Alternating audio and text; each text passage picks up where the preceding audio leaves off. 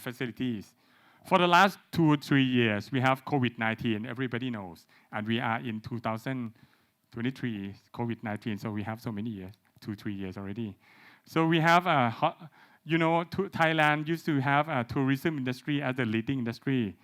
And now from occupancy 100 to occupancy 0, a lot of hotels get into trouble and want to convert into something else. So there are many real estate that want to add wellness feature to enhance real estate attractiveness. Next slide, please. Seems like time's running out. I go quickly. Next slide. So why real estate need wellness feature? Okay, there are basically four or 5 reasons. The first one is price premium, to be able to charge higher. Okay, long-term value appreciation. Okay, consumer interest and mega trend in aging population and healthcare, or maybe basically just additional revenue stream. Okay, next slide, please. What should be the concerns when we're talking about adding wellness feature into a building? Initial cost, which means the cost of construction, operating cost, maintenance cost, compliance, construction time, and flexibilities.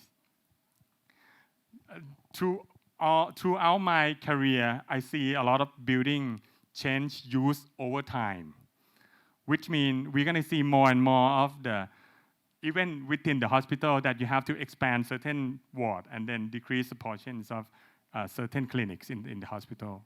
So that's something that we need to take into consideration. Next slide, please. In short, what should be in consideration when we talk about the design? So first one is legal compliance. We cannot be against the law, right? And then we have healthcare standard compliance. There are a lot of standards, JCI, whatsoever. These are very strict standards that you have to comply. Okay, and then you have engineering and safety compliance. And there are also other related standards comply, and also operating and maintenance. And nowadays you have ESG, you have green buildings, so you have energy saving. And don't forget lifetime cost of ownership. Most people, when they talk about construction, they focus on the construction cost only. And that's totally wrong, because in many times, you basically save first and they pay a lot afterwards. So we talk about maintenance costs, and then we talk about carbon footprint. Okay, next slide, please. Okay, what is the good design? Okay, the good design would be the layout that's flexible enough to support space demand that may change over time. Okay. Second point, the circulation has to support internal logistics. I already talked about it. The difficult parts for the wellness real estate is the HVAC system. HVAC stands for heat, ventilation, and air conditioning. Okay, and also remember that emergency requirement has to be stricter than normal building. Okay, and especially for the electricity, because a lot of system in the hospital has to be run 24 hours and need 100% backup capacity. So it's not a normal requirement for normal buildings. Okay, and then the safety and emergency requirement for all residents, the other people in the residence, especially if it's not hospital. Okay, next slide.